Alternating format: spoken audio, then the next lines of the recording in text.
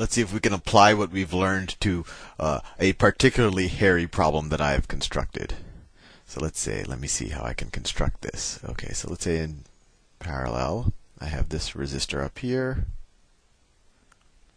And I try to make it so the numbers work out reasonably neat. That is 4 ohms. Then I have another resistor right here.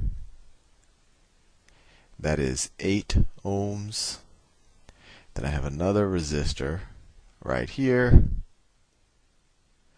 That is 16 ohms. And then I have another resistor here. It's ohms. Actually, I'm now making it up on the fly. I think the numbers might work out okay. 16 ohms. And let's say that now here in series, I have a resistor that is, let's say it is 1 ohm. And then in parallel to this whole thing, now you can see how hairy it's getting. I have a resistor that is, I don't know, let's say 3 ohms. 3 ohms. And let's say I have a resistor here. I don't know, let's just make it simple. 1 ohm. And I don't know, just to make the numbers reasonably easy, I am doing this on the fly now. That's the positive terminal, negative terminal. Let's say that the voltage difference is, I don't know, 20 volts. So what I want us to do is figure out what is the current flowing through the wire at that point, right? Obviously, that's going to be different than the current at that point, that point, that point, that point. All of these different points, but it's going to be the same as the current flowing at this point. So what is I? So the easiest way to do this is try to figure out the equivalent resistance. Because once we know the equivalent resistance of this big hairball, then we can just use Ohm's law and be done. So first of all, let's just start at I could argue the simplest part. Let's see if we could figure out the equivalent resistance of these 4 resistors in parallel. Well, we know that that resistance is going to be equal to 1 over 4 plus 1 over 8 plus 1 over 16 plus 1 over 16. So that resistance, now it's just adding fractions, over 16. 1 over 4 is 4 over 16 plus 2 over 16 plus 1 plus 1. So 1 over R is equal to 4 plus 2 is equal to 8 over 16. The numbers are working out, is equal to 1/2. So that equivalent resistance is 2. So that quickly, we just said, well, all of these resistors combined is equal to 2 ohms.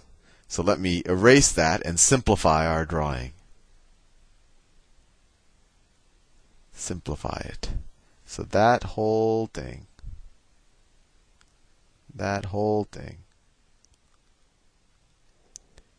could now be simplified as 2 ohms. And let me draw. I lost some wire here. Don't want to make sure the circuit can still flow. So that easily, I turned that big hairy mess into something that is a lot less hairy. Well, what is the equivalent resistance of this resistor and this resistor? Well, they're in series. In series resistors, they just add up together, right? So the combined resistance of this 2 ohm resistor and this 1 ohm resistor is just a 3 ohm resistor. So let's erase and simplify. So then we get that combined resistor, right? We had the 2 ohm that we had simplified, and then we had a 1 ohm, and whoops, I'm using the wrong color. So we had a 2 ohm and a 1 ohm in series, so those simplified to 3 ohms.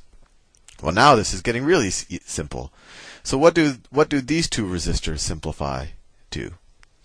Well, 1 over their combined resistance is equal to 1 over 3 plus 1 over 3. It equals what? 2 over 3. 1 over R is equal to 2 over 3. So R is equal to 3/2, or I don't know, we could say 1.5. Right?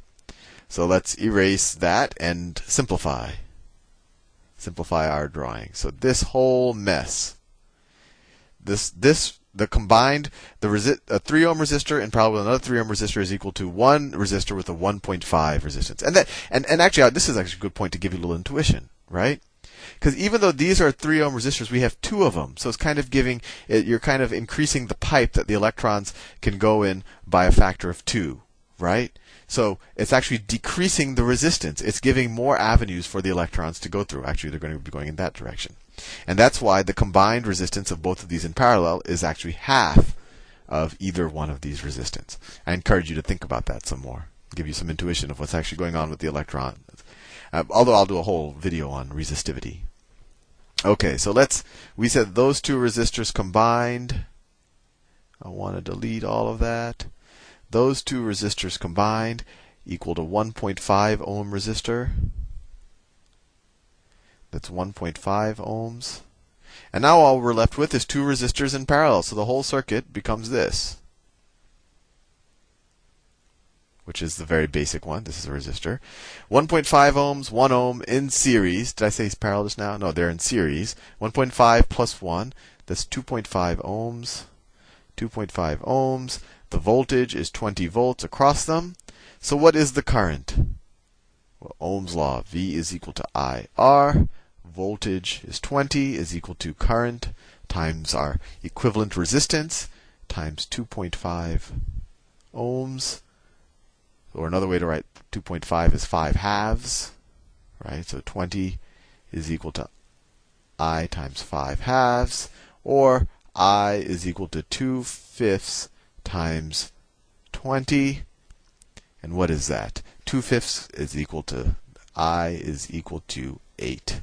8 amperes. That was not so bad, I don't think. Although when you saw it initially, it probably looked extremely intimidating. Anyway, if you understood that, you can actually solve fairly complicated circuit problems. I will see you in future videos.